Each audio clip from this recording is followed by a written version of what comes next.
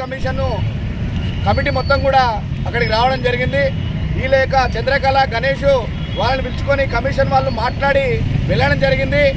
ఈ యొక్క కుటుంబాల్లో మరి ఎవరైతే నిందితులు ఉన్నారో ఆ నిందితులను మరి మర్డర్ కేసు అయినాక కూడా వాళ్ళు మర్డర్ కేసు అనేటువంటిది పెట్టడం లేదు, అటెంప్ట్ మర్డర్ పెడతామని చెప్పి చెప్తా ఉన్నారు. ముగ్గురి మీదనే ఎఫ్ఐఆర్ అయింది, ముగ్గురిని అరెస్ట్ చేస్తూ ఉన్నారు.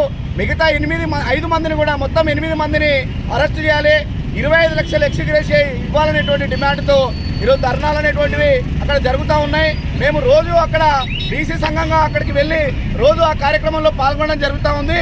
కాబట్టి ఒక చాకలి ఐలమ్మ మరి వీర వనిత అయినటువంటి అలాంటి వీర వనితల వారసురాలను ఈరోజు అగ్రకులం కులస్తులు మరి కాలుతో తన్ని చంపినటువంటి మరి ఈ యొక్క దుర్ఘటన అనేటువంటిది ప్రతి రాష్ట్ర వ్యాప్తంగా ప్రతి ఒక్కరు కూడా ఖండిస్తూ ఉన్నారు. మరి ఈరోజు అచ్చంపేటలో రజక సంఘం సోదరులే కాకుండా బీసీ సంఘాల వాళ్ళందరూ కూడా ఈ యొక్క ర్యాలీలో పాల్గొనాల్సి ఉండే. కాబట్టి మరి అందరూ కూడా బీసీలందరూ కూడా ఐక్యమత్యంగా ఉన్నప్పుడే మన హక్కులను మనము కాపాడుకోగలుగుతాం. ఈరోజు మనం బట్టలు ఉతుకుతున్నాం, ఇస్త్రీ చేస్తున్నాం, వాళ్ళకి కావలసినటువంటివి అన్ని మనం సమకూరుస్తున్నాం, గుడిని శుభ్రపరుస్తున్నాం.